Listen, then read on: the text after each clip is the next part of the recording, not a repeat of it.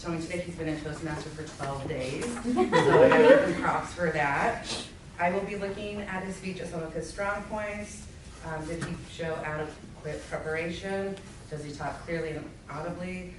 Did his speech have an opening, body, and conclusion? Good use of notes, and just overall general evaluation. Jason is a contractor in the National Contracts Department at NOI. I forget what that was, net on invoice?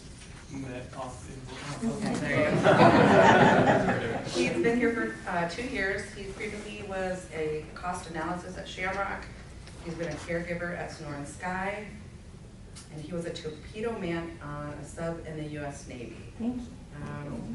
In his free time, he likes competitive sports, playing chess, traveling.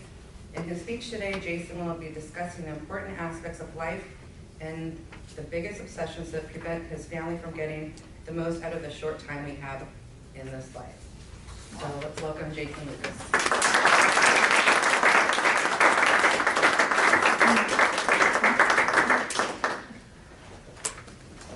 I recently read that research showed from Harvard psychologist Daniel Gilbert, who is the author of Stumbling on Happiness, that most people spend about half their waking hours wandering. And what I mean by that is they're daydreaming.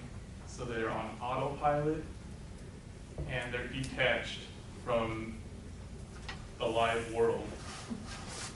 And it got me to think about what habits we have during the day or around us that we're not aware of.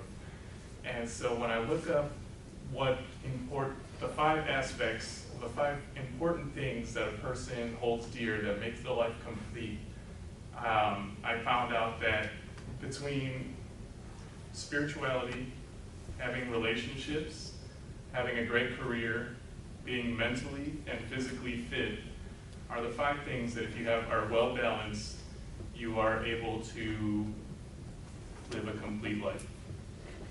And so there are a few habits that we don't even think of nowadays that lead us astray from having a balance of these things. They would include obsessively checking our cell phones, which I've seen people do, even throughout the last speech. Unhealthy eating habits. I said earlier we have to have a balance, right? So you work too late, what do you do automatically when you get off work? Well, I'll just go to McDonald's, go to Burger King, fast food. Well, at the end of the day, that's not good for your body. A well-cooked, home-cooked meal will do your body justice. And binge watching, Netflix, TV, right? I mean, how many of you have started a show and then it's the end of the show, Heroes, Breaking Bad. You get to the end, even Prison Break. You can't go out like that. You got to see what happens next. It's terrible. So it leads me to speaking about my family and the few habits that we have. And my family's not perfect. Nobody's family is. So I'm going to start with my father, who throughout my life, you can call it a habit, maybe slightly an addiction, but he has been a gambler. He loves to go to the casinos, and it has consumed his life to the point where it's ruined some of his past relationships. I have watched him gamble $100,000 away in less than a month, if you can imagine that. It has affected our family greatly throughout my life, which leads me to the next member of my family, my mom. She is addicted, or not addicted, sorry. She has a habit of working.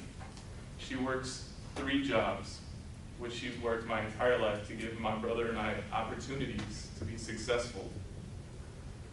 Because of my dad's gambling, early on to support us, she had to work them. Nowadays, where my brother has his job, I have mine, she has her own life. She continues to work those 3 jobs because when she is not working, she does not know what to do with herself. My brother, due to lack of parental supervision, loves video games and has formed quite a habit playing them. As much as I love to play them, everything is great in moderation. And my brother works, eats, and video games. When I come home, when am I gonna get on? I invite him to a baseball game. Screw that, bro, let's play some video games. Anything. My brother lives less than a mile away from me, and I don't get to see him unless I sign on to Xbox Live. And my lovely wife, who is in this room, and whether she knows it or not, she loves to be on that phone. Facebook, Candy Crush. They can't make the levels fast enough.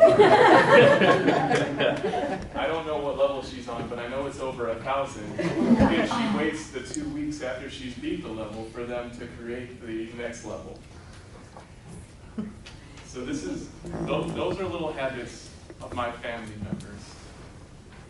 And if you take something away from this speech, I want you to evaluate yourself and your loved ones. If you identify the negative and positive habits and take the appropriate actions, you will be able to put yourself and your loved ones in a successful position to have a well-balanced